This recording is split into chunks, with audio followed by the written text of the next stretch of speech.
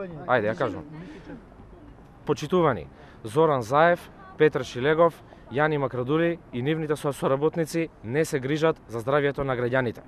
Би сакал да напоменам дека илјадници граѓани се директна жртва на големото загадување на воздухот.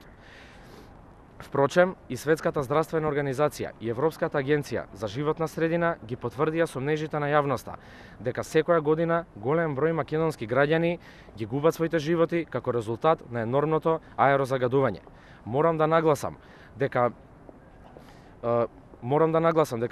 спонтаните абортуси, за останувањето во развојот на мозокот кај децата и астмата се само мал дел од последиците кои што ги трпат нашите граѓани како резултат на загадениот воздух.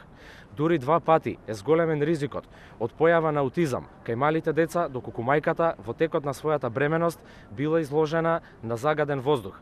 А најранлива категорија представуваат повозрастните лица и лицата со хронични кардиоваскуларни заболувања, кај кои постојаната изложеност на загаден воздух може да резултира и со фатален исход. Почитувани и покрај предизборните лажни ветувања на Социјалдемократскиот сојуз дека ќе најдат решение за загадениот воздух, македонските граѓани и нивните животи се уште во опасност. Социјалдемократскиот сојуз донесе црнила, црнилата се во воздухот кој го дишеме, црнилата се во лагите на власта за изнаоѓање на решение за најгорливиот проблем на нашите граѓани.